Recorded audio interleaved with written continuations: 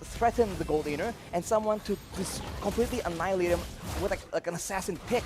So I think Kadita can serve that purpose, but now we're straight back into the Land of Dawn, Mirko.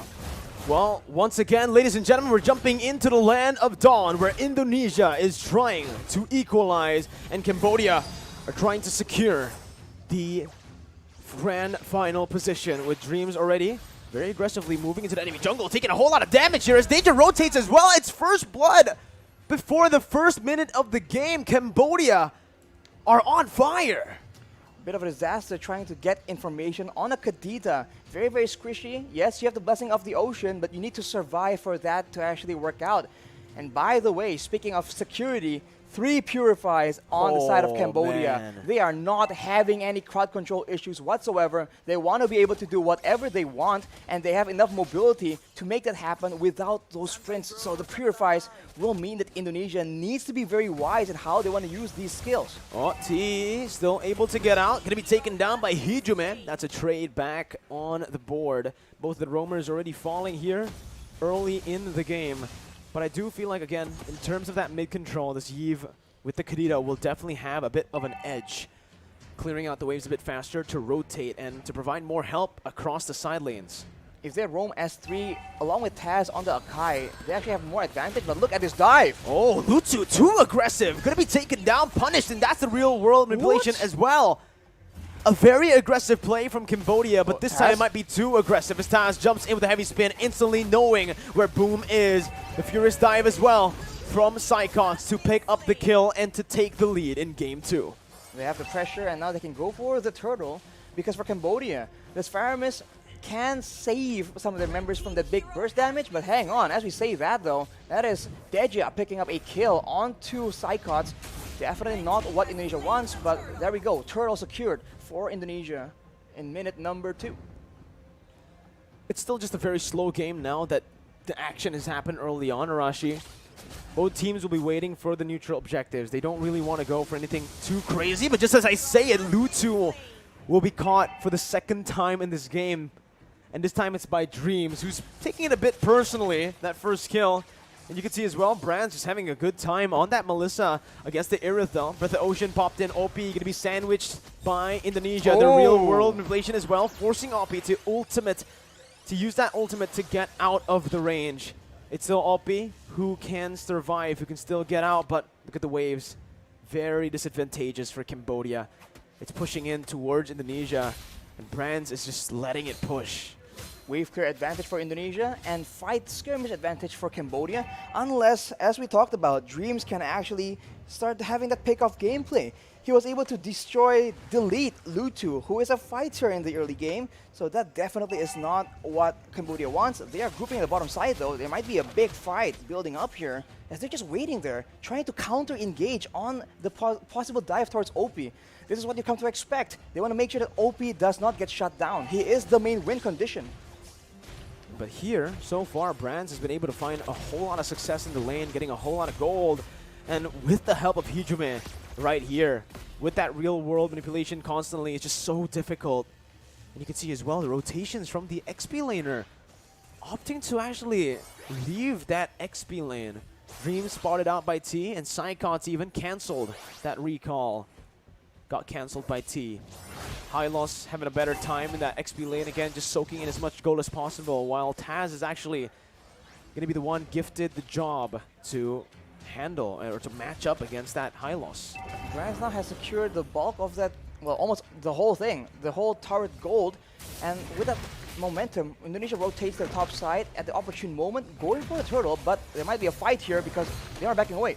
Oh, that's a very good engage again by Dreams. Lutu taken off, and that's Taz who secures the turtle. Deja all alone pops the cold ulcer to survive, but a pin down from Taz is there. Deja with the Purify still able to get out, but the real world inflation will be able to lock him down for the kill to be handed over to Hijume.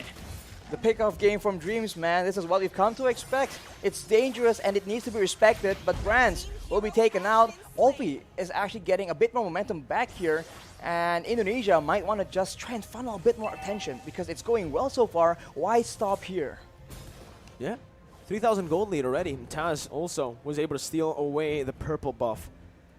Now, Lutu is 2 levels behind of Taz on a hero that you would really optimally want to go snowball early on, right? You want to get as much as possible on this Leomord. And if you get to that later stage, you are going to fall off pretty badly, actually. Well, Dreams right now, though, already having that Clock of Destiny scaling towards that late game. Hejume with the Ice Queen's Wand will mean that for Cambodia, escape is going to be a very difficult situation as Oppie again is the target. So much damage to the pin as well. The Purify comes in to save Oppie for a bit with a hard guard, but he is going to be taken down by Brands with the dolls. Deja with the Cold Altar getting out. Brands is securing that tier 1 down below and moving back. Indonesia now invading the enemy jungle, and Lutu has no say whatsoever to what's happening in his jungle. Taz is now 3 levels ahead. Psychots is zoning Lutu away, has a Black Dragon form to get out as Taz jumps in, gets the damage down as Dreams, looks for the follow-up now. Tier 1 gonna be taken down in mid lane. Boom, still having the glorious pathway, can get out. And Indonesia decides to play the disciplined game this time, backing off, not overextending as they did in game 1.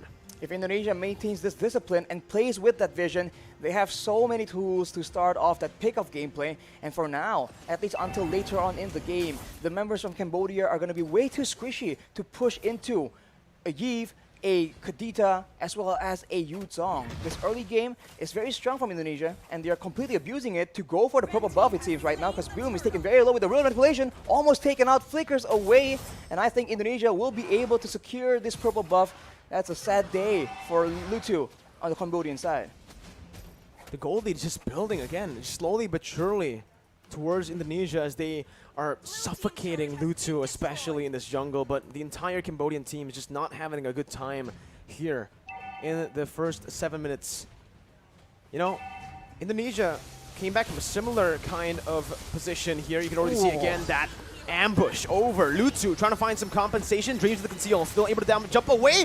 Dreams finally taken down with the Phantom Steed by Lutu. Psychots might be next, brought back to the team. Has the Furious Dive, now going to be caught still. Serves, staining for a bit, but Lutu finds that double kill, putting them on the board. And finally, Lutu has found 2 kills here.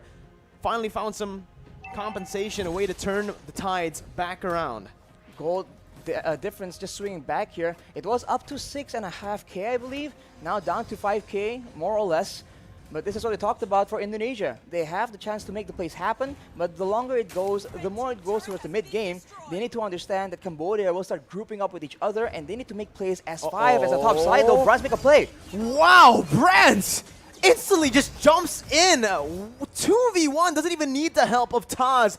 A good read by Brands, and a very good, just honestly, instinct by him, knowing exactly the limits of Melissa and how much he can take. Pops that go away perfectly as Lutu jumps in to knock him back, and Deja's gonna be caught as well here. Pops the Cold Altar for safety, but will just lose that HP bar instantly. With the rough waves popped in and the purple buff targeted, Indonesia have taken the lead back into their hands. That grasp is as strong as ever.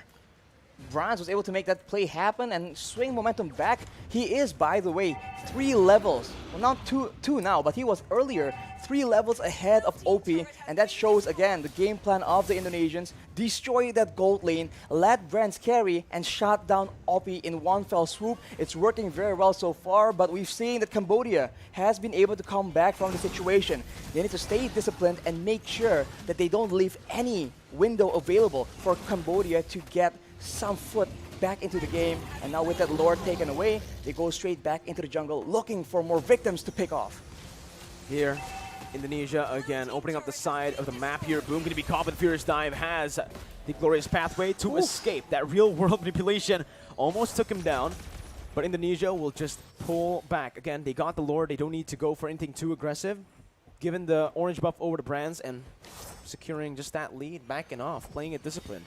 We talked about having different tools of engaging, by the way. Furious Dive Petrify, Breath of the Ocean Petrify, and the Heavy Spin. So many things for the members of Cambodia to watch out for, especially if you're OP. You know that the Indonesians has their eyes on you, and at every moment, someone might come up from the sides. It could be the Kadita, it could be the Akai, the Yuzong, or even that real-world manipulation to just screw over your chances of having that impact in those team fight, and Indonesia is absolutely abusing it.